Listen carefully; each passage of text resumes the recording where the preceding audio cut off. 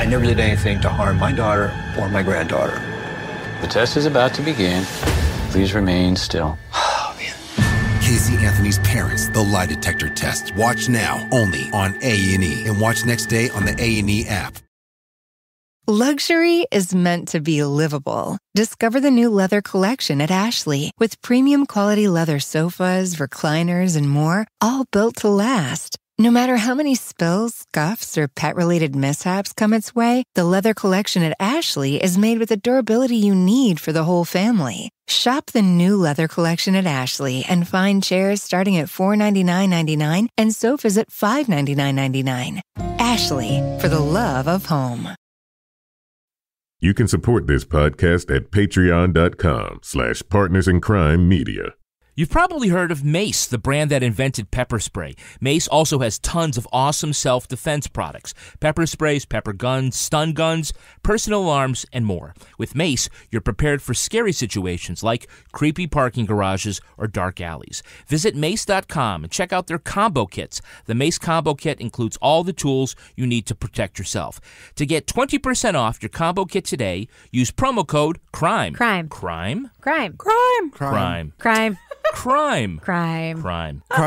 Crime. That's promo code CRIME. Crime. Promo code Crime. Crime. Crime. Crime.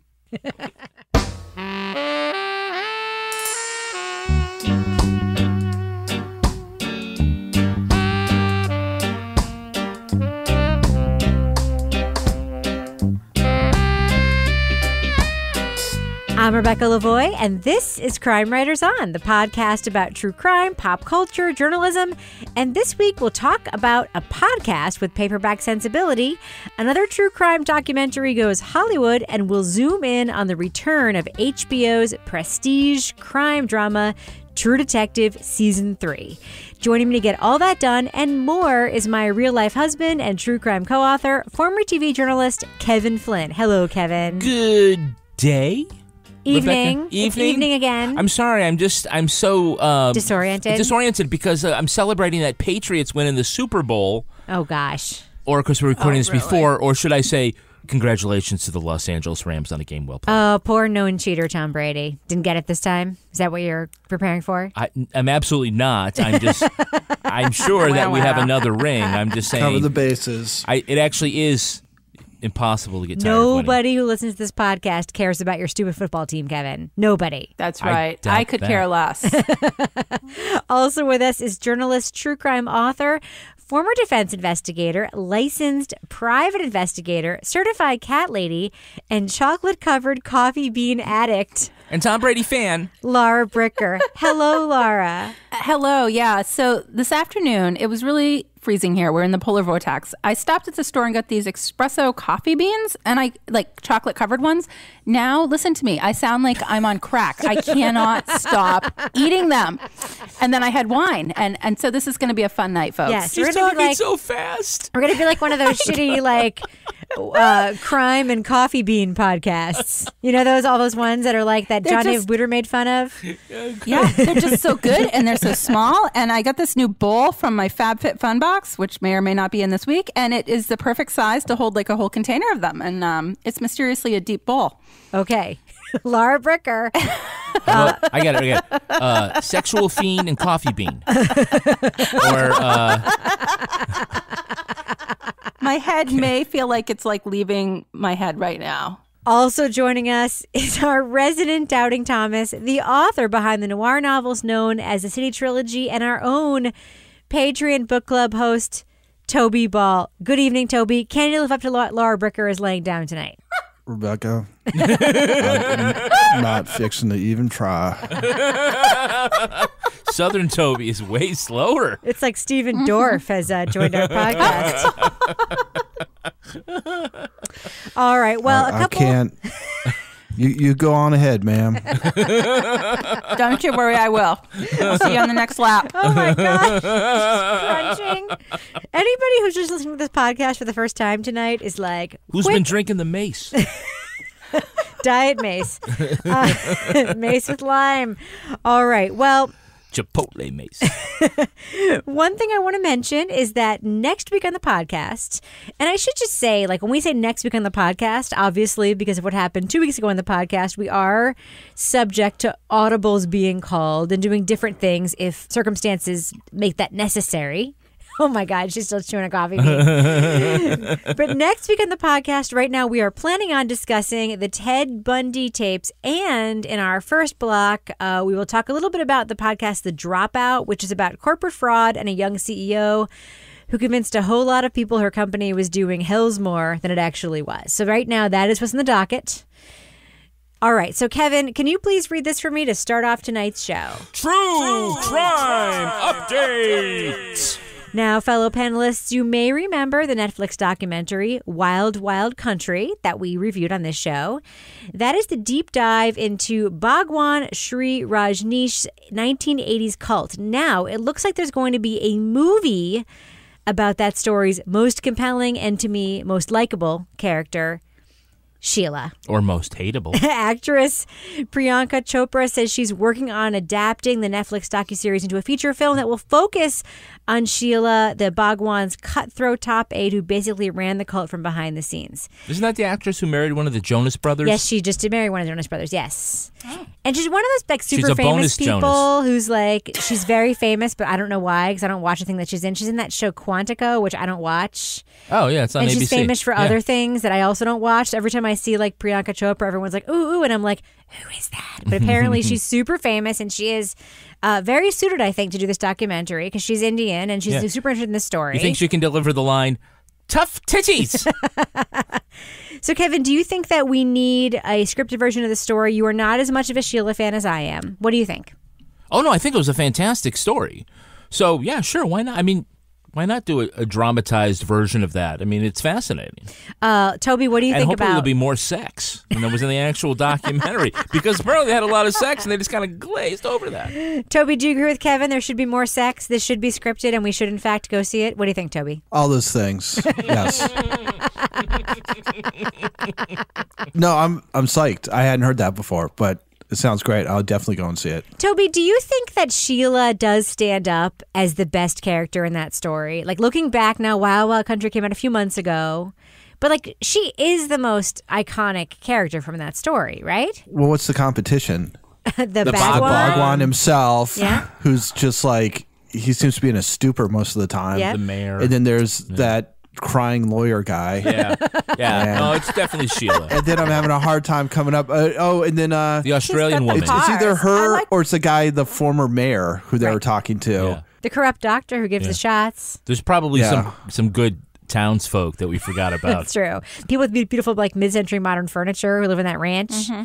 But they're no Sheela. Come on. No, tough Sheela's titties. She's pretty bad. No, She's pretty badass. Like, I wouldn't tangle with Sheela. She's got the best like story arc, definitely. It's true. And that's why I love her the most, even though Kevin thinks that she's a villain. She tried to poison an entire town. That is not a That's why redeeming she's a quality. complicated character. unlike like everybody in True Detective, she has like many facets to her personality. She's a feminist hero. Makes She you feel arranged different the ways. murder of a doctor. Yeah. Feminist hero. Feminist hero. All right, Kevin, can you please read this for me? Sure. True Crime Podcast Update. I just want to spend a minute previewing a big podcast project that was previewed this week by Gimlet Media, the HBO of podcast production companies. This is a new podcast they're coming out with called Conviction. In the South Bronx, there are people fighting every day. I know my son was innocent, and I couldn't prove it. I didn't know how to. Fighting a police force that wants to lock them up, and a justice system that wants to break them down. You have people pleading guilty every day in that courthouse to things that they did not do. In that fight, the people of the South Bronx are at a big disadvantage. But they do have one secret weapon. Can you tell me, what's your name? I'm Private Investigator Manuel Gomez. What do you do? No, I see myself as a punisher for the wicked. I see myself as a bringer of justice for the good. I protect the weak. Okay, so we hear that this story is the first in Gimlet's new series called Conviction. It will feature a new piece of investigative reporting each season. Now, Laura, first I want to ask you before I just sort of throw out another question about Conviction. We hear that this private detective, he sees himself as a protector of the weak and is kind of like a Batman-like superhero. Is that how you saw yourself when you worked as a private detective, Laura Bricker? What do you think? It actually is. I definitely saw myself as fighting for the underdog and making the system fair. But unfortunately, I did not have like a pen that was like a gun or like a watch that was like a camera. And I mean, I think I could have been so much more if I had had those tools. Do you ever have a disguise? No. Not even a wig or dark glasses? No, because I always just looked like some like random housewife, so people didn't really pay too much attention to me. I actually remember one time I was like sitting outside someplace waiting to go in, and I had been on like the waiting list. You guys probably know this for like the what's that North Pole thing they do up north? Oh, the Polar Express. Yeah, I was on the Polar Express waiting list, and it was like they call you, and if you don't answer in 5 minutes, you lose your ticket. So I was sitting in like this like very rough neighborhood in my little suburban housewife car getting my tickets before I went in to go interview some drug dealer. So I didn't need a disguise. Well, all right. Hold on a second, Mad Dog. I have to take this call. Yes, I'll be on Santa's train. Now, I just want to throw out sort of my take on hearing this trailer. Because, by the way, it sounds very good and interesting. But I do have, like, a problem that I don't know how you're going to feel about it, Kevin or Toby, but I'm just going to throw it out there and see what you guys think. This is the third big rollout of a true crime series that Gimlet has done. I mean, I think about Crime Town, and I think about Mogul, which is another series that someone partnered with Gimlet to make. And this is once again a male host reporter and a very masculine sort of rock and roll, like hip hop, like sensibility, like dude story. I mean, that's how it sounds to me when I listen to this trailer. And we have talked about on the show many, many times the fact that something like the best true crime reporting, the most thoughtful stuff that's been made and done in the last few years has been anchored by women, run by women, sort of women narrators at the center. And I'm wondering, has Gimlet just made like an editorial choice here? Like we're going to do true crime, but we're going to do like dude true crime. Am I the only one who hears that? I hear it. I think you can color with more than one crayon. What does that mean? Well, look, there are a lot of different... It's good, right? There are a lot of different TV networks out there that cater to different kinds of audiences. And so I just because the best stuff has been anchored by women, it doesn't mean that the next wave of best stuff can't be anchored by men, or that men can't do something that is a little different or whatever, or hits a different audience. I mean, I don't think it's disqualifying because you're a male writer. Is that what you're getting at? No, I don't think so either. As you know, I worked on Bear Brook, which was anchored by a male reporter. Right. But there is a distinctly masculine sound to all three of the big true crime products that Gimlet has put out. And I'm wondering if that... Is it an editorial choice they're making, or that's just coincidence? What do you think, Toby? Well, I don't think it's coincidence. I mean, I don't know if they're like, we're going to be the hard-hitting male true crime thing or not, but I think the other two were pretty successful, right? So they probably think, this is what we're good at. It's not as though we have to sort of address a problem of female underrepresentation in this of all genres. So why not fill that piece? Because I guess they're good at it. I mean, I listened to the preview and I was like, this doesn't sound quite genuine to me. The idea that we're going to follow him around and watch him wrestle with his demons. Just like, you know what it reminded me of, Toby? I don't see how that works. It was in like the same vein of like a Dog the Bounty Hunter kind of thing. It was like Dog the Bounty Hunter goes Brooklyn PI, lots of testosterone. Manny. Yeah. But I mean, I'm still going to listen. I mean, it sounds interesting. It just definitely had that sort of slant to it to me. So long as it's good is all I care about. Well, I will say, I mean, I don't now, like I follow a lot of this industry and everything everybody puts out. And I see like the big pushes for shows that get pushed out from places like Gimlet. And I follow that stuff closely because I care a lot about the industry.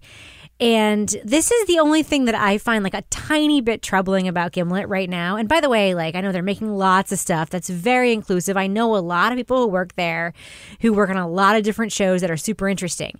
But I think about like the huge pushes out. This Conviction is getting like a huge marketing push. They're branding it as like a new serialized like episodic thing with seasons.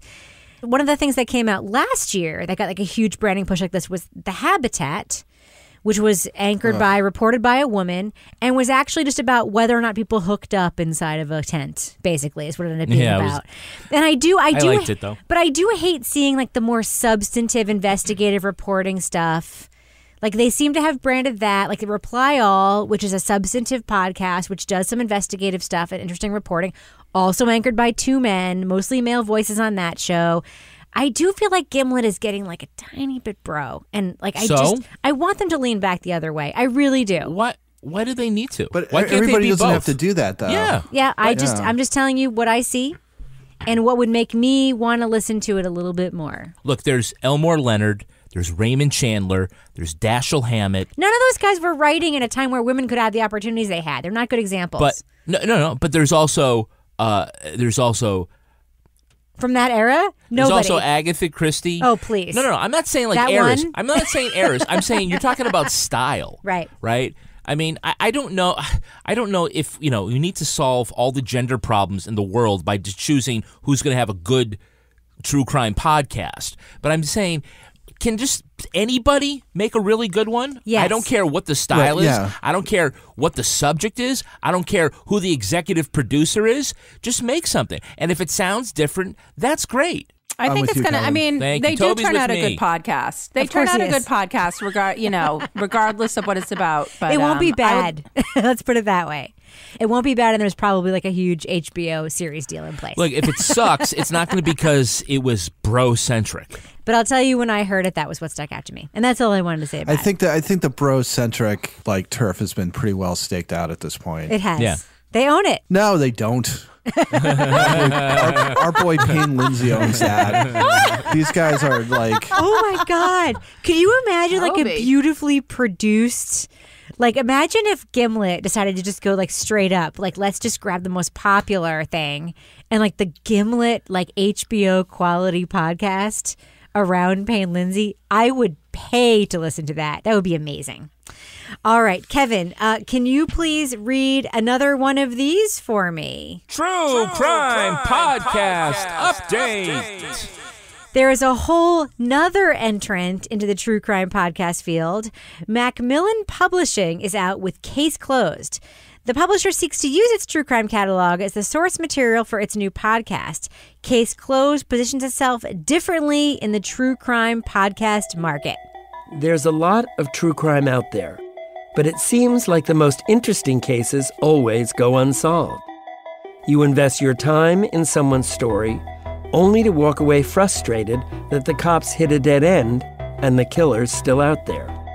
We do things a little differently here. From Macmillan Podcasts, this is Case Closed. I'm Charlie Spicer, and this is a show about the times the bad guy didn't get away with it.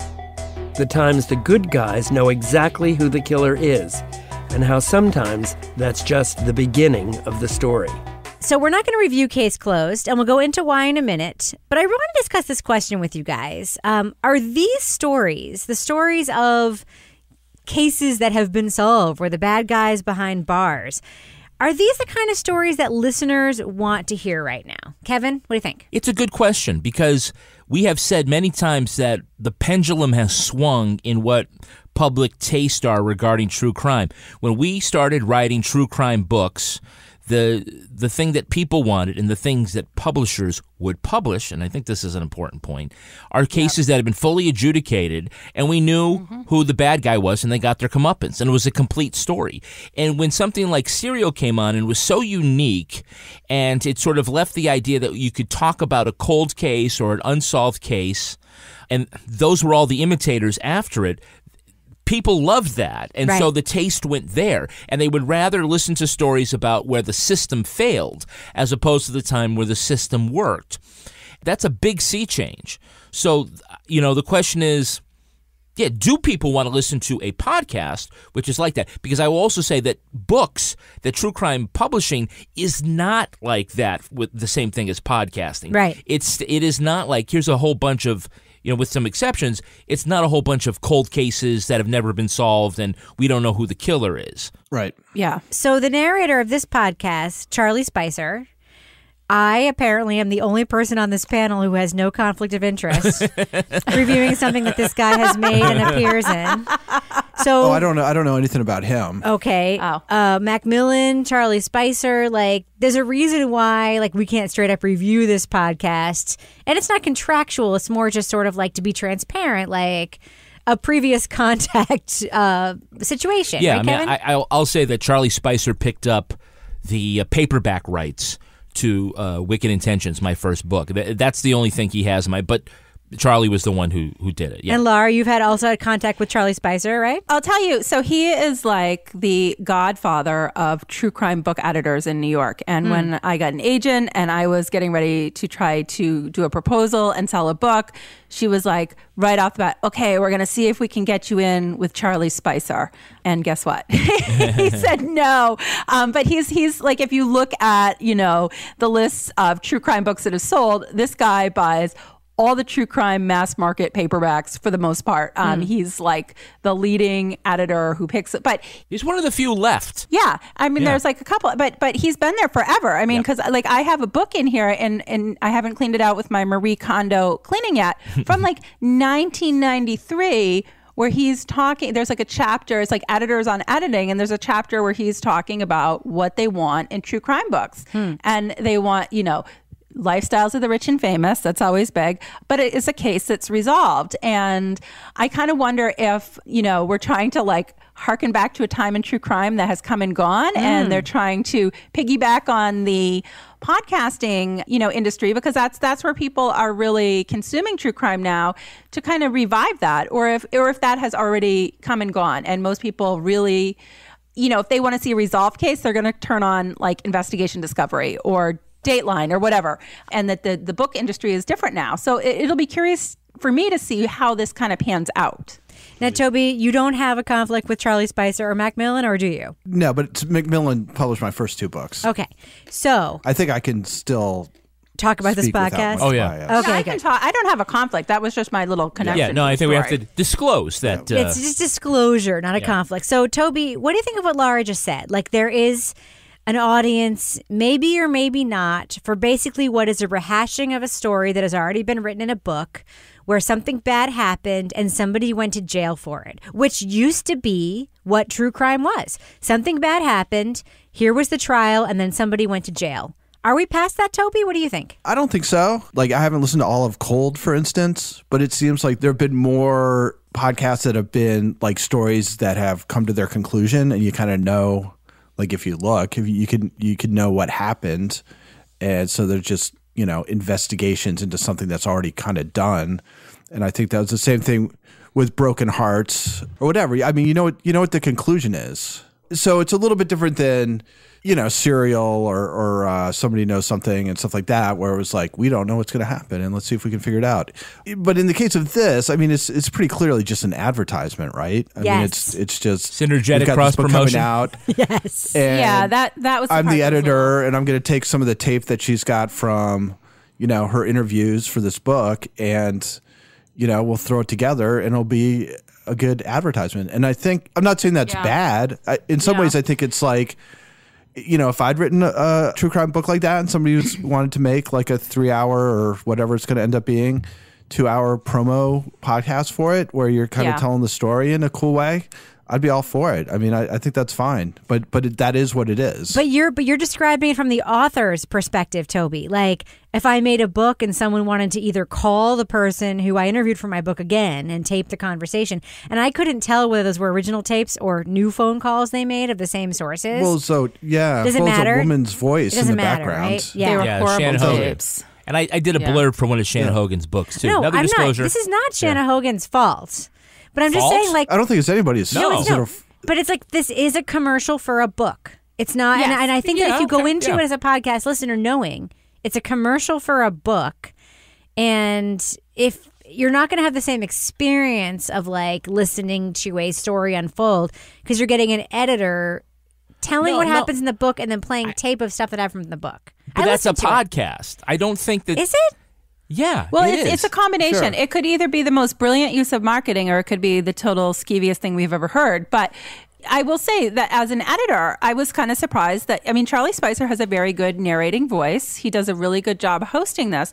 But like Rebecca said, you're always like, coming out in February, the newest book. Yeah. If you want more information, buy the whole book in February. So I wasn't sure at the end of this first episode, is the next episode a different story? No. Or are we actually going to hear more of this story? Well, this season's going to be the story, the missing Marine.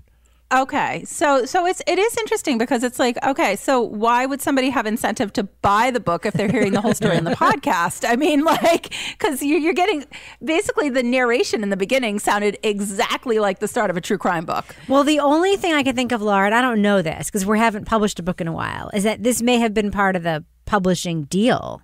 Like this may have been a rights portion, right? We don't know. Yeah, it could have been. I mean, but it also just be like a really great marketing idea because nobody is doing this. They may just get to the point where they're just like, and then buy the book to find out what happens. Buy more Ovaltine. But they just promise they're not going to leave you hanging. That's the whole point. Oh, I guess that's true. Right. I don't know. I mean, I think it is, but I think there is like legitimately, like you listen to it and you're like, wow, that's a super interesting story. I'd like to find out more about it.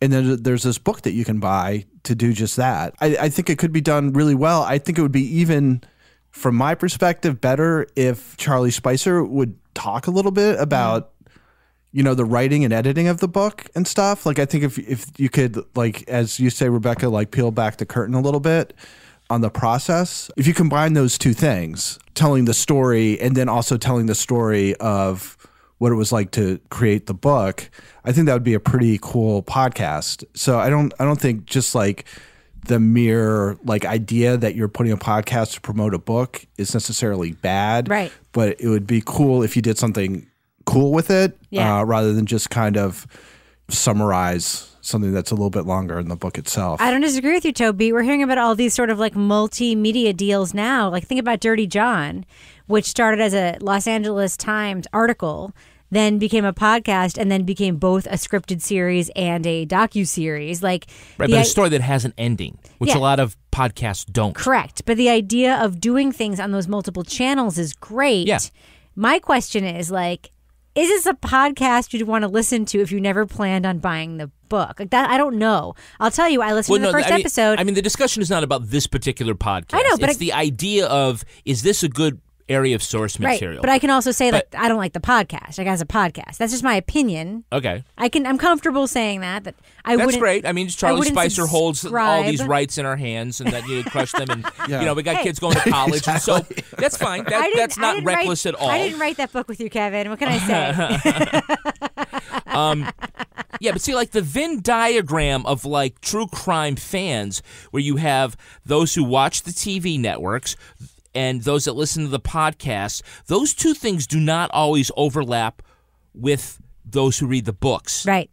And so while there's, you know, you would think there's a huge market of these true crime fans who would pick up these books, they just don't for whatever reason. Correct. And they haven't been able to get there. Toby's right that it would be kind of interesting to like get a little more of sort of the here's how stuff, but that is not a true crime. That's not a book sensibility at all. Right. This is what they're talking about. We're going to bring all of that we do in a true crime book and the way that we do it and the way that we package it, and we're going to make a podcast.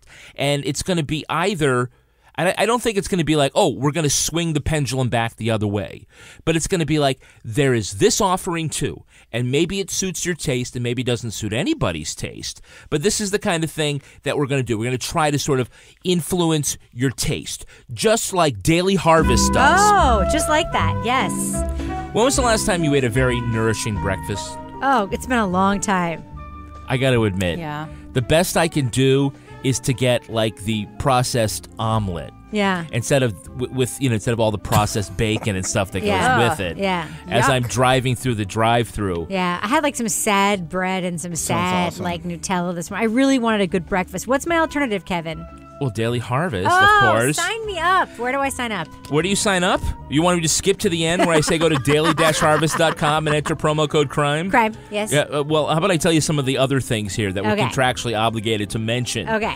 Daily Harvest delivers carefully sourced, chef-crafted food built on fruits and vegetables. Everything stays fresh in your freezer until you're ready to eat it. Choose from over 50 nourishing options for any time of day, ready-to-blend smoothies, savory harvest bowl soups, and even more. I'm going to pivot to my friend Laura Bricker. Ooh, Laura Bricker. Who loves herself Ooh. some Daily Harvest. So breakfast, but also lunch, snack, could even be a dinner. Anytime. You know what I love about the Daily Harvest is they sneak all these super healthy ingredients into the smoothies, and you don't even know they're in there. Like cauliflower, like who would think to put that in a smoothie? Not me. But it's delicious, and then I feel a little bit healthier when I'm drinking my cauliflower. Daily Harvest is the easiest, most delicious way to load up on fruits and vegetables It first is. thing in the morning, after bed, and anytime in between. Go to daily-harvest.com and enter promo code CRIME to get 3 cups free in your first box. That's promo code CRIME for 3 free Daily Harvest cups at daily-harvest.com. Daily-harvest.com. I believe I asked you to sign me up for Daily Harvest as an anniversary gift, Kevin. Is that on the way, yes or no? Yes. Daily-harvest.com, promo code CRIME. What else you got, Kevin? Well, support for today's show comes from Legacy Box, the world's largest, most trusted digitizer of home movies and photos. Okay, so those of us who are older than 20 have a whole bunch of photographs. Those of us. You mean all of us? All of us, yes. But Mhm. maybe you, fair listener, have only known photographs in digital form. I'll tell you, like, this whole Marie Kondo thing, like Legacy Box coming out with this product at this time is perfect for the sentimental part of the sorting and tidying you're doing in your house. So you mean after you've gone and folded all of your laundry That's into right. thirds and propped them up, You know, all and those... you move on to all Yes. your photos. You know, we found all those photos and CDs and discs and everything in our filing cabinet. They're all in a big pile. Yeah. Throw them in a Legacy Box. Get them digitized. Marie Kondo will nod and smile in approval. Yeah. I'm guessing. Absolutely. Yes. What else are you going to do with that stuff? These sags that's still in a pile in your office? Yeah. You're certainly not going to go through it and start, I'm going to put all this stuff in the scanner. That's why I bought the Nope, scanner. not doing No, that. I'm going to just say it. Bullshit. You are not going to ever do that. Do I have to beep that out? You probably have to, you're going to have to beep that out. I'm again calling bullshit. You are never, ever going to do that. But you still want those all in digital. And what about like all the different odd video formats and different cassettes that you have that like you'll never be able to watch that ever again. So now you can save all those family films and photos and they won't get lost, they won't turn yellow, they won't get folded and ripped up. All you have to do is put it in your Legacy Box. You just take everything and you just put it in there and mail it to them. You don't have to like fold it and put paper clips and label things. They're going to digitize everything. You get a great peace of mind and a great sense of accomplishment. Better yet, you will ensure your family history is preserved forever. There's never been a better time to digitally preserve those memories. Never. Visit legacybox.com today to get started. Plus, for a limited time, they're offering our listeners an exclusive discount. Go to legacybox.com/crime for 40% off your first order. Whoa! That's legacybox.com/crime and save 40% today. Get started preserving your past. Moving on. HBO has returned with a third season of its prestige crime anthology, True Detective. This installment stars Mahershala Ali as Detective Wayne Hayes, who we see in 3 different timelines. In each, he is grappling with the 1980 kidnapping of 2 children and the post-conviction twists that challenge him, even as an old man. Before you ever knew me, I wasn't scared much. I wasn't a fearful man. Things I've seen, things I know, wouldn't do anything but cause harm. My whole brain's a bunch of missing pieces. This season looks to breathe new life into the series, utilizing the things that made season 1 so good. A neo-Gothic setting, stylized cinematography, shifting timelines, an unreliable narrator. and an all-star cast. Creator Nick Pizzolatto is clearly swinging for the fences in an attempt to return True Detective to its once revered form. Now, we are going to be talking about plot points and our own theories for True Detective, so if you want to remain spoiler-free, jump to the time code listed in the show notes. So here's my larger question about True Detective. Is it a story about a crime, or is it just a character study? Kevin, what do you think? Oh, I think it's a character study, folded around a good crime story. At least that's what they've tried. I mean, the characters in season 1 were super interesting, not so much in season 2. And I think that they're definitely trying to return to form with some, with some very salt of the earth characters who are flawed. Their dramas are writ large. So I think that, while the crime has to be interesting in order to sustain 8 episodes, 10 episodes, how many ever episodes there are. But I think it's, like most good drama, like The Wire, like The Sopranos, that it should be character-driven. I completely disagree with you. I think it should be about the story and the characters should be a big part of it. And I do not think The Wire was about the characters, but we can talk about that another day. Okay, maybe that was a bad example. I want to talk about How about we argue afterwards? I want to talk about the performances in this season of True Detective, because we have heavy hitter Mahershala Ali, Oscar-winning actor Mahershala Ali as Detective Wayne Hayes. We have a surprisingly great performance by vape pitchman Stephen Dorff as Detective Roland West. We have Carmen Ejogo as Amelia Reardon, that's Hayes' wife. We have Mamie Gummer, a.k.a. Meryl Streep's daughter, one of Meryl Streep's daughters, as the victim's mom, Lucy Purcell. What happened to her eyebrows? We have Scoot McNairy as Tom Purcell, the victim's dad. We know him from Godless and Argo. And does anyone recognize the actress playing TV host Alyssa Montgomery? Anyone on this panel recognize her? Okay. I guess that's a no. That's Sarah Gadon, who played Alias Grace in the show we reviewed on this show, Alias Grace, Canadian actress Sarah Gadon. Oh, really? Yes. Oh, same person. I guess what I'm wondering is, we can talk about a lot of stuff on this show, but I don't think it would be fair to say that any of these performances are anything less than great. Toby, what do you think? Yeah, no, I think they have to do some heavy lifting. But I think talk about that. Well, I think the dialogue is tough. I don't think it doesn't at least ring true to me. And 90% of it is awful, and then 10% of it's pretty good. So I think they are kind of put in this situation, and for the most part, the men at least, they just kind of mumble all their lines. But I think they managed to do that well, given what they have. Stephen Dorff, I think, I guess I just haven't really thought about him very much in my life. No, you haven't. But he's really good. He's really fun to watch. White children. If it's in the paper, it's white children. No, and we're not going to solve the racial complexities of our day here in your front yard. Maybe you could tell us where you were the night of the 7th? I'm really enjoying his performance, but I don't know. I kind of find, I'm sure we'll explore this more, but I'm finding it kind of tough sledding. No, I agree with you on Stephen Dorff. I have to say my expectations were not super high, and he's bringing it. And as far as the mumbling goes, I do want to mention a comment, because you just made that comment, and then also we got a bunch of comments on our Facebook group. One in particular from Stacy, who says, "My only issue with the season of True Detective is how much Mahershala Ali mumbles. I know it's the style of the show, but I can't understand him half the time, blah, blah, blah." I mean, I want to know anything and everything you people put together. Why are you doing this now? I will say this again, and Kevin, I have said this on a previous episode of this show. HBO does not know how to mix audio for these shows. It's hard to understand. We watch Game of Thrones. We watch True Detective. We watch Insecure, another show I love. Every single show I watch on HBO, I'm turning it up, I'm turning it down, I'm turning it up, I'm turning it down. Things are overmodulated, they're undermodulated, they're overbassed, undertrebled.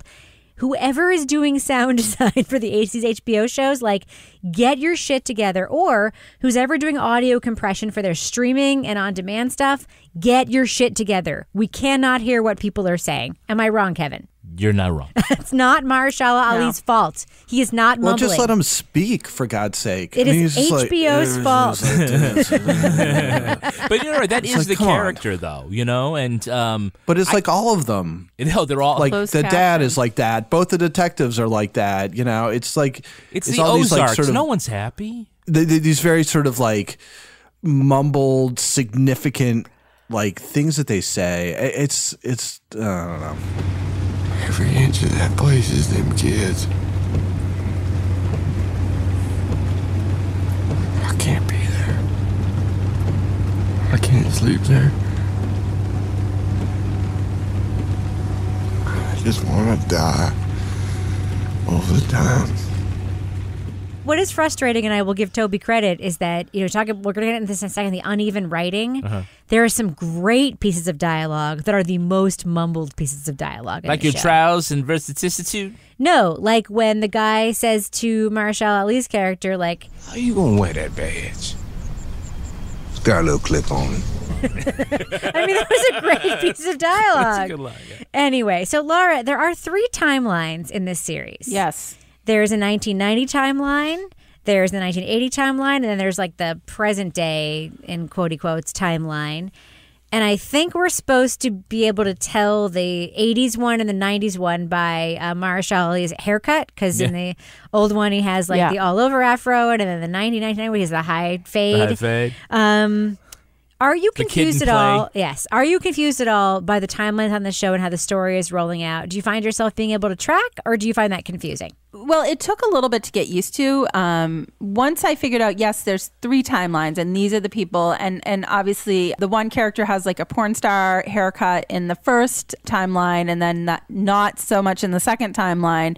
That's Roland, the partner. And then in the third timeline, Roland, the partner, was like MIA. That's right. So I'm not really sure what happened to him. Until the Once you coming figure week.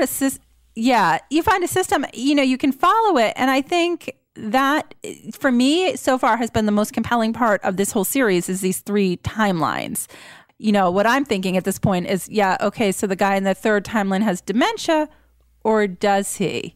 Has he actually been got like something that's making him black out what happened that's not dementia related, that's going to come to light as this series continues. But I feel like we're also not being given a lot of information. That's we're right. really being parceled out the information very, slowly. So it's like, okay, so we know something was overturned. We're not sure why. We're not sure who was convicted at this point. So that definitely makes it, for me, a little bit slower following the story. But, I'm hoping it's all going to come together at the end. But that is actually my question about the plotting of the story, Laura, is that we're told basically in the first episode or 2 that there was a crime, there was some kind of conviction, there was some kind of overturning, and there's some kind of new investigation. But without knowing what the original conviction is, like, do we even care about something being overturned? Like, that's my question, is like, we have so few pieces that in the second timeline, and specifically when he's got called back in to reinvestigate in the third timeline, when he's being asked by this TV reporter about the reinvestigation of it, where you're like, what overturned thing? Who was convicted? Do you feel, Laura, like you would have benefited from at least one of those stories, just like being given it as a layup? Like, this is what happened in one of these timelines. Well, I would have, but that's just me because I'm somebody who needs to know information like all the time, not even just in a TV show. So I definitely wanted to know a little more like what's going on so I could feel a little more invested in where the story was going. And it was getting frustrating when I said, okay, there's a purpose, there's a reason they haven't told us this information. I'm hoping there's a reason, and it's not just going to be like, okay, it falls flat and we should have told you. But then that adds to a lot more of my speculation as I'm watching this. I mean, I have like 30 different theories going right now. So I think if they do it well, their hope is that they will give you the payoff of 3 mysteries, one in each timeline. And I do like it, when they reveal things bit by bit by bit. That is part of narrative, is that you don't give everything out in chapter 1. That's what I liked about season 1 of the show, for sure. So, right, we have essentially three big questions that go along with the three different timelines. Who was arrested for the first, in 1980? What happened in 1990? And is this all going to be resolved in the present day? And there are all sorts of things along the way. So I find that, as the characters are discovering things, of course, we are with them as well, but there are other parts of the story that have yet to be revealed. It's the only way to keep people watching for additional episodes in any series is to, want them to know more and more and more. So you have to give out enough, but you can't give out everything. I was thinking about when they had a meeting after season 2 sucked and they were like, well, maybe we didn't have enough timelines. In the first one we had 2 timelines. This one we only had 1. So it's like, we could do 3 timelines for the next one. It'll be even, but do 8 next time, even better. Well, Toby, exactly. One of the notes that you sent me, the showrunner on this show is Nick Pizzolatto. And then we know, just because I read a lot of articles about the shows that we talk about, he didn't write all the episodes for this season like he did for season 1. He wrote episode 4, which was the first episode we actually get that full voice of his in, which I actually think I noticed, even though I didn't know that before I read the recap, which I found that out. But you kind of addressed what that's sort of like amorphous in between, maybe we'll get this, but maybe we won't thing in a note you sent me, in which you said he's good at setting atmosphere, he's good at getting good and interesting directors, he's good at talking really good actors into delivering his 90% shitty-ass lines. Occasionally his dialogue is good, but not that often, but he sucks at everything else. And I think what you're speaking to there is just what we heard Kevin and Laura say, which is we've been served up this beautiful platter, but what will it be at the end of the evening? What do you think, Toby, about just sort of what this series is at this point? Is it proving that theory of yours true? Of course it is. No, I wish I was more optimistic about things because, I don't even again, as I've said 10 zillion times, I thought the first 3 episodes of True Detective 1 were good, and then everyone since then has been awful. I've been watching this and I keep waiting for there to be a scene where I'm not like, oh, okay, that's standard. The only thing that's really been something where if you read it in a book, you wouldn't just be like, really?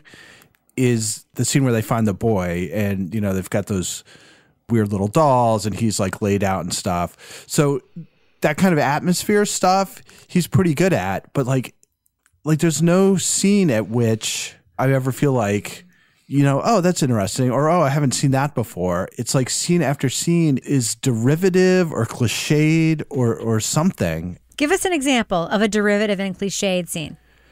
So, just right off the bat, which is where I started to get that horrible sinking feeling, there's 2 things that happen at the beginning. One is, you see the father and he's doing something on, he's got a day off or it's the weekend or something while his kids go off.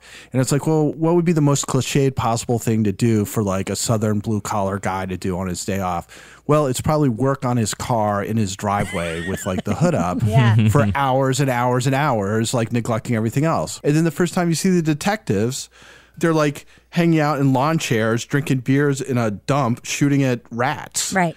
And it's again, it's this has been done before. Right. It's been done on your own network. That's The Wire, where they go to these empty lots to drink beers when they're blowing stuff off. The whole thing just seems like this collection of somebody who's read a lot of detective novels but hasn't really thought about how I'm going to make them different. It's super, super average in my opinion. I don't disagree with anything that you just said, and I will add one thing to it, which is that Nick Pizzolatto's portrayal of women, which I complained about in both season 1 and season 2, continues to be incredibly problematic in this season. Even the scene that passes sort of the test of what is it called? The Bechdel test of a scene that isn't about women talking about men, or a scene where there are any men in it. Can I tell you something, Amelia? Of course. I've got the soul of a whore. Yeah. Like there can't even be one scene with two super interesting women characters where one of them isn't questioning her life's choices because she likes having sex. Yeah, I think there's a lot of problematic portrayals of women. One of the things that's problematic for me is, and Kevin, I'd love your take on this. You wouldn't. No, I actually would. Because I do think a huge recurring theme in this show is the post-Vietnam vet story. Mm-hmm. We have Hayes, who we know is a Vietnam vet. He was a scout. Yep. The both guys are, yeah. During the war. And, we said over and over again, and then we see him in the later scene, and he has dementia, and there are all these, like... The ghost scene was really interesting. Was it?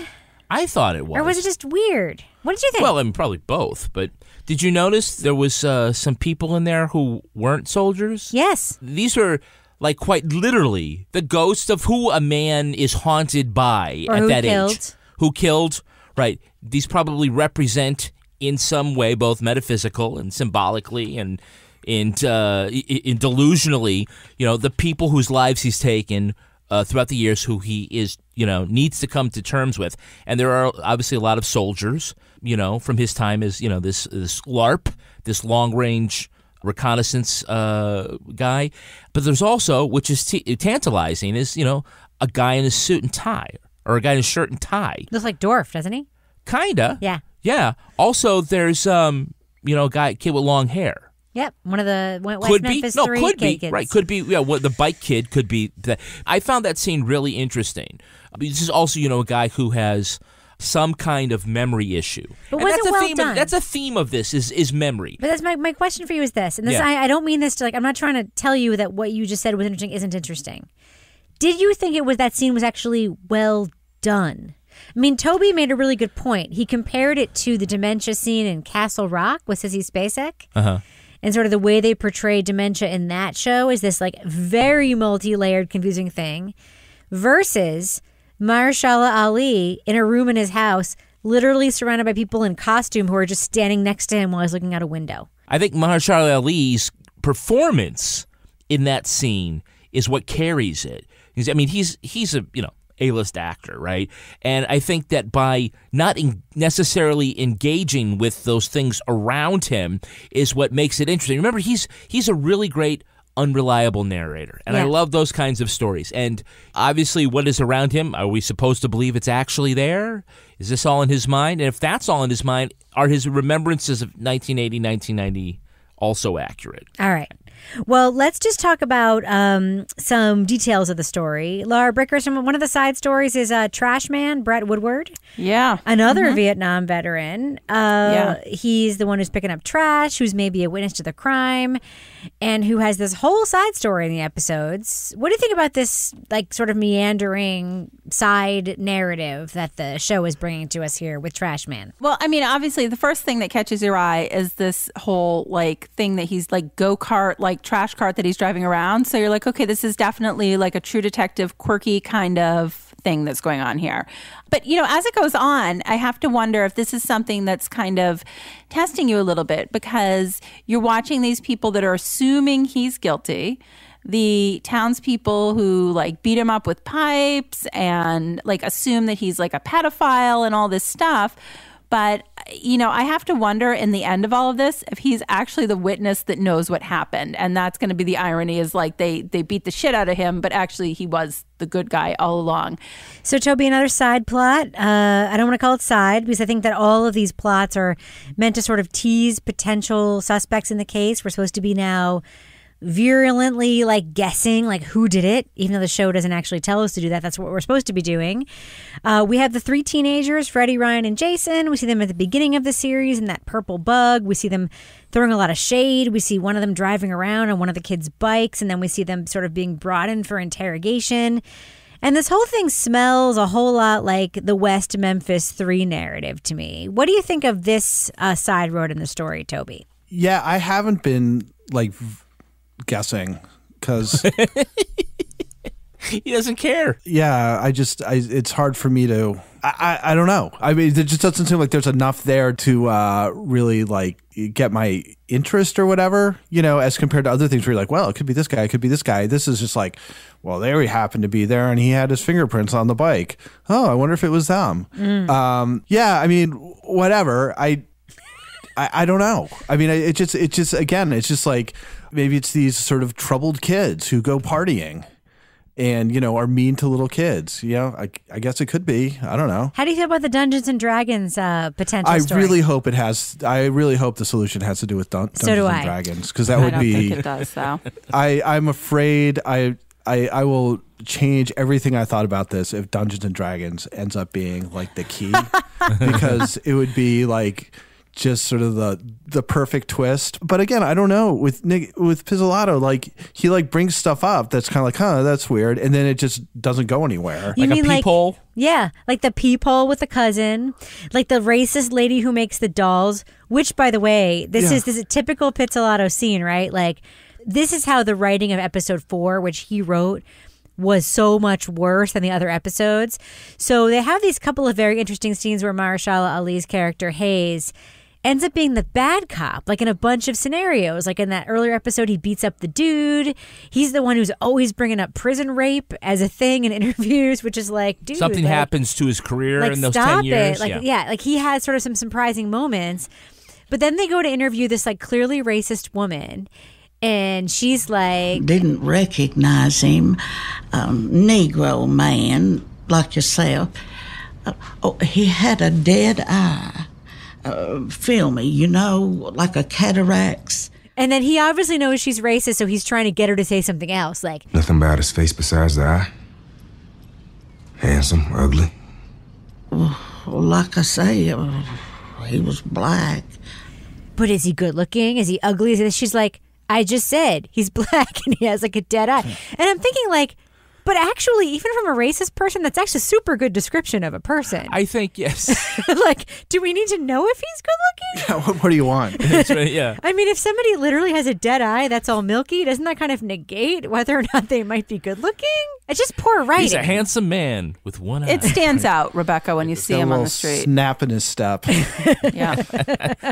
Has a tremendous singing voice. So, Kevin, another story which I think is integral, but again, presented as a side story, is the marital relationship between Hayes and Amelia, his wife. Right. We don't know where she is today. We don't know where she is today. We think she's dead. We hear she's dead. We hear she's dead. Definitely okay, right. dead. Right. We know she was a teacher. She's in the earliest timeline as a co-investigator. She's in the second timeline as a wife / antagonist / investigator in a different way with her own true crime book / when we fight, we're going to have sex kind of wife. Right.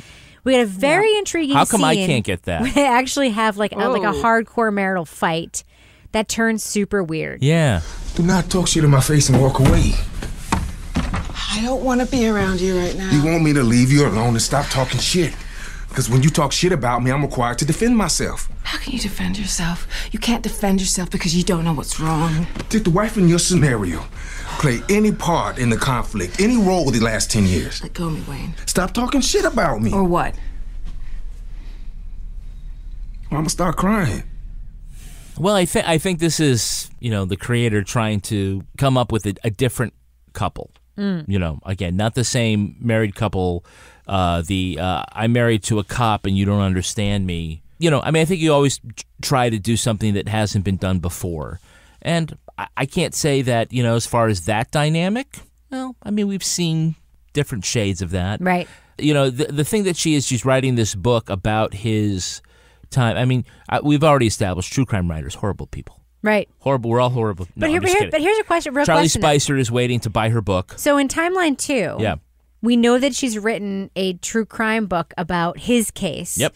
And that she has the galleys. It was about to be published. Yep. But then she's the one who goes to the cops to get more information. And then he's put back on the case. Like, he's not completely disqualified because his wife is writing a true crime book about this case. Would that not be just, like, somewhat disqualifying? Probably. Yeah. What do you think, Laura? Yeah, I think she's suspect. I don't know. I don't like her.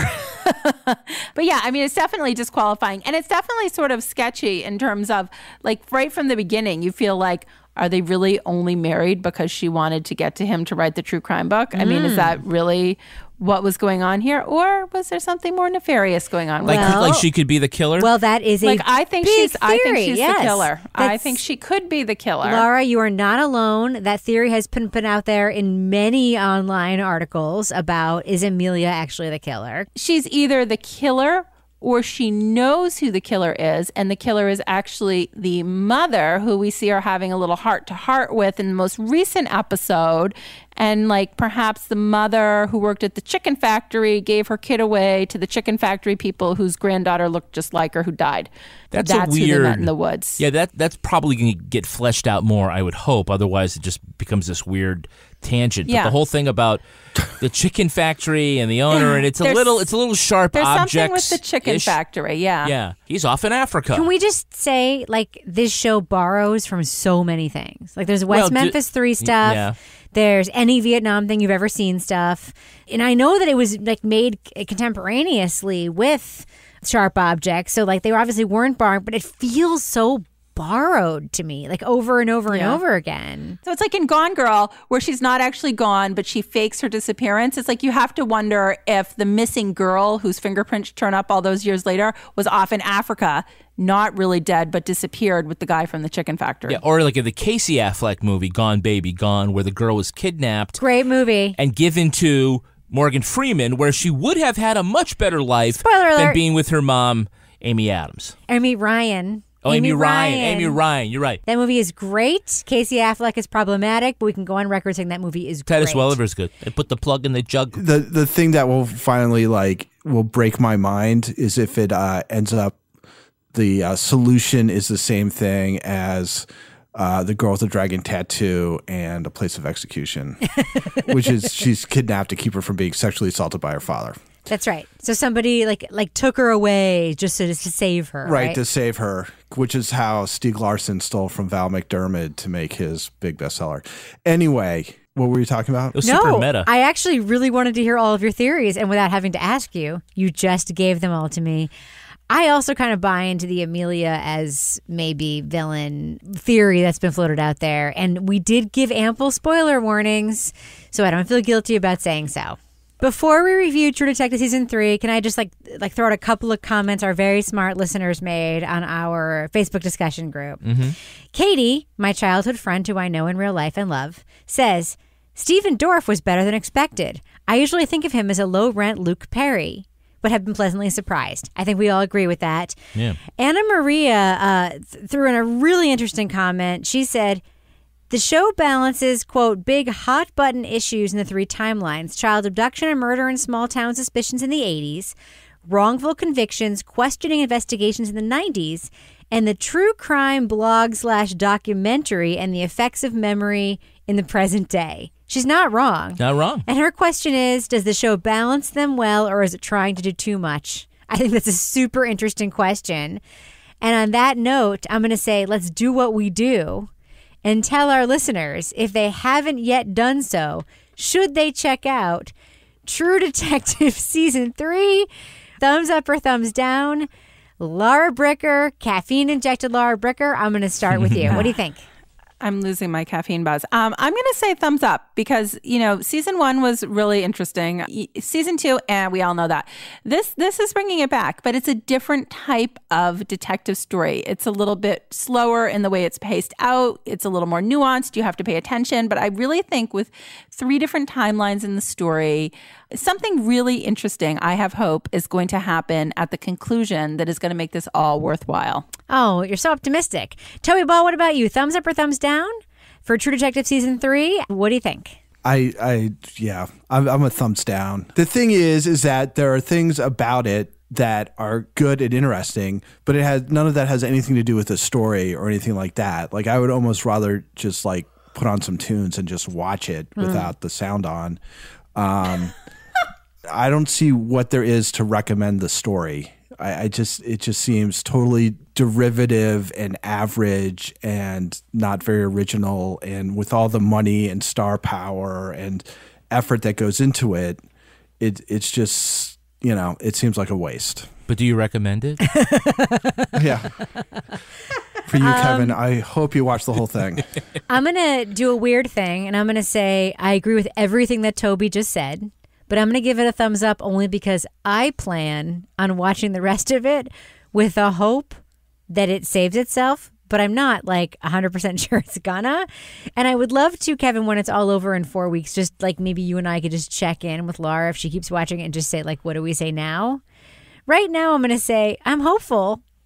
The performances are fantastic. Mm-hmm. I actually think Steven Dorff, an actor who I completely forgot about, except for the fact that he's in those stupid fucking vape commercials, is revelatory in this. Mahershala Ali is always great, and the performances are great, and the atmosphere stuff is great. I don't give a shit about the story, but I'm going to keep watching it. So I'm going to give it a thumbs up on that basis and hope that it delivers. But I also agree with everything Toby just said. What about you, Kevin? No, I'm a thumbs up. I mean, I really like it. I think True Detective does not belong in modern day Los Angeles. So you got to, and the escape from Hooker Mountain. We can't have, that whole season was a waste. But I feel like what True Detective is in season 1, and it planted that flag, and I think is back there in this season. It's about, a different time. Not about timelines necessarily, but that's interesting. Particular setting in place, you called it neo-Gothic. That is very much kind of like, I think it has, this sort of atmosphere and feel to it, and, some moody performances. And those are the things that I like. And I think that the mystery, I like the pace. For me, it's the right pace for it to reveal itself bit by bit. I will definitely be watching on Sunday nights. I probably will order a little bit of food, and the folks that can bring it to me are from Postmates. Wait a minute. Did you just say Postmates? I've never heard of that. I have. That's a big deal if they're sponsoring this podcast, Kevin. Yeah. Who do you call when you want red wine at 4 p.m., sushi at 9, or a breakfast burrito at 8 a.m.? It's Postmates, your personal food delivery, grocery delivery, whatever you can think of delivery service. So no more trips to the store. You don't even have to know where the store is, because Postmates will deliver anything to you within an hour, 24 hours a day, 365 days a year. They are the largest on-demand network in the known universe. And with more than 25,000 partner merchants, you just got to download the app for iOS or Android for free, and you browse what local restaurants and businesses are there, and you can even track your delivery. So for a limited time, Postmates is giving our listeners $100 of free delivery credit for your first 7 days. What? Shut up. Say that again. Yeah, it's $100 of free delivery credit for your first 7 days. So order wherever you like, get the stuff, the delivery part, $100 in credit for the first 7 days. Man, you could buy a lot of meals. Yeah, I could. You could definitely use up that $100, and well, then you're hooked, right? To start your free deliveries, just download the app right now, and then you use code CWO. That's code CWO for $100 of free delivery credit for your first 7 days when you download the Postmates app. Get anything you need, anytime you need it. Download Postmates and save with code CWO. CWO. What else you got, Kevin? Well, suppose that you're just too busy doing your podcast to really get the house clean. Happens all the time. What are you going to do? You're going to use Handy. It's the easy and convenient way to book home cleanings. I love Handy. Compare profiles and read real customer reviews, then book on your schedule right from the app or website.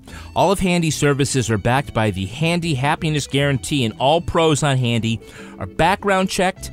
All you got to do is learn more at handy.com. Plus, with Handy's clear upfront pricing, what you see is what you pay, and you can pay securely on the app, so no need to worry about cash or checks. Now, to get your first 3-hour cleaning for $39 when you sign up for a plan, visit handy.com/crime and use promo code crime during checkout. I use the app. You could schedule the time. You just flip right through. You can also pick from a couple of different people. I thought it was very easy. You go to handy.com/crime and use promo code crime during checkout to get your first 3-hour cleaning for $39 once you sign up for a plan. Recurring charge terms and conditions apply. That's handy.com to learn more. Now it's time for my favorite part of this podcast, a little something I like to call the crime of the week. A Florida man has been arrested for threatening to kill his neighbors with kindness. The problem is that kindness is the name of his machete. Two concerned neighbors went to Brian Stewart's house worried about all the loud noises coming from inside. After opening the door, Stewart stood inside the doorway with a weapon over his head. One of the neighbors got a gash on his hand trying to block a blow from Kindness the knife. Police had to taser Stewart, who was combative and smelled like alcohol. Investigators found that, sure enough, he had written the word kindness on the side of his machete blade. Panel, here's my question. This guy felt the need to give his trusty machete a name. What other possessions has this man named, and what were those names? Laura Bricker, I'm going to start with you. What do you think? I got to go with the obvious one, Mr. Winky. But yeah, I mean... Did he call it Mr. Winky? Was it obvious? Mr. Happy? I don't know. Mr. Handy? Mr. Handy Winky? I don't know. Toby's probably got something better than that, but that's all I could think of. What do you think, Toby? What other possessions has this man obviously named? This is a tough one since I didn't read it beforehand, so I'm trying to think of this on the fly. Do you want a minute? We could pause the recording while you think of something. Toby can come up with something, guys. He's a professional writer. Yeah. Give him a fucking minute. The name is Little Fuzzy Mittens. Okay. Kevin, I'm going to say that this guy has a toilet named Flower. What do you think he has named his possessions, Kevin Flynn? Well, if he named his machete Kindness, I think he named his handgun Bangy. Yeah, it sounds very literal. Yes. All right. We should probably end it on that note. Bang! But before we do, Laura Bricker, do we have a cat of the week this week? We have probably the best animal of the week, in my opinion, that we have had in quite some time. Really? Coming from Western Australia, Sam the sheep. Oh. Owned by May Connolly. His name is Sam, and he is supposed to live in a paddock on our farm, but chooses to live in our backyard instead. His favorite food is stone fruit, and he knocks at the door when he wants something. And if you doubt that, she has sent a lovely video of Sam coming to the door, knock, knock, knock with his little paw, with his little hoof, I mean. He knocks with his little hoof. She throws out like a nectarine. He chomps it up and spits the pit out and then wanders off. Oh, Sam. Sam the sheep. I mean, he is awesome. So good job, May. All right, Laura Bricker, if people would like to submit their animals to be cat of the week, whether they are cats, dogs, iguanas, sheep, llamas, whatever kind of animals they'd like to submit. Emus. Alpacas. And they can either, of course, email crimewriters@gmail.com, but if they'd rather tweet you directly, Caribou. how can they find you online, Laura Bricker? At Laura Bricker. And Toby Ball, people want to reach out to you and commiserate with you for hating True Detective as much as you do, because they feel the same way. How can they find you online? Well, first of all, if I can, I'm going to be, you can actually talk to me in person about it. Tell us, Toby. A week from this Wednesday, if you're actually listening to this when it comes out. So February the 13th, 2019, if you're late to this. I'm going to be at the Durham Public Library in fabulous Durham, New Hampshire at 6 o'clock, talking about podcasting and true crime and all that kind of stuff. Would be happy to chat with you about how much I hate True Detective. But if you want to just do it virtually, it's at Toby Ball NH. So you're doing a library event in your hometown, and we are publicizing it on this podcast that is going all around the world. Mm-hmm. That's right. There's a train that stops we're very there, convenient. So. Yeah, you can fly into Boston. Yeah. Boston's an international airport. You take the train. Like the Amtrak. Hop on the C&J bus up here. I'll pick you up. We once did an event in a mall that people flew in to go see. So I do believe people could show up for your Durham, New Hampshire event. Maybe Kevin and I will come. Should we, Kevin? Mm-hmm. Should we go? Depends. That would be amazing. We had an event in a barn, and people, remember, we had Marla from California. I guess we're not recording that night. All right, Kevin Flynn, people want to reach out to you on Twitter. How can they reach you? I'm at Kevin P. Flynn. And if you want to follow me on Twitter or Instagram, you can find me at Reb Lavoie. You can also follow the show on Twitter at Crime Writers On. And I encourage you strenuously to join the amazing community that includes people like Jeff and Java Chick in our official Crime Writers On Facebook discussion group.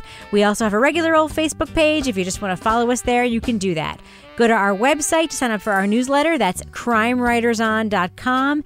And please do support the show at patreon.com/partnersincrimemedia. You will get access to the Balls Deep Dive Book Club podcast and Laura Bricker's Rage Walking True Crime Fitness Fun Group. Our theme song was performed by the New York Ska Jazz Ensemble and used with permission. This show was recorded in the Yoga Loft above the Bodega in Bay St. Louis, Mississippi studio, otherwise known as Studio C, the closet in our basement where we hide our Star Wars figures and Dungeons & Dragons dice. On behalf of all the crime writers, thanks so much for listening. We will catch you later.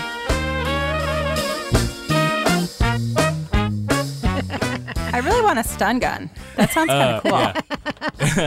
I could have a lot of uses for that, like homework time. I almost just peed a little bit when she said that, like homework time. All right. Like, tell me you haven't made jokes about that in your life, and now here it is right in front of us.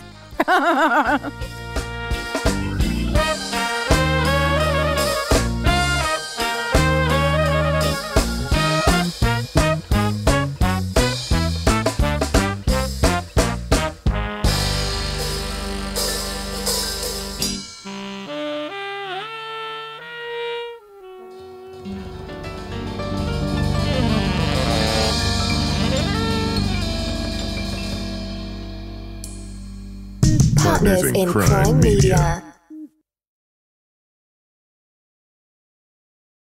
Luxury is meant to be livable. Discover the new leather collection at Ashley with premium quality leather sofas, recliners, and more, all built to last. No matter how many spills, scuffs, or pet-related mishaps come its way, the leather collection at Ashley is made with the durability you need for the whole family. Shop the new leather collection at Ashley and find chairs starting at $499.99 and sofas at $599.99.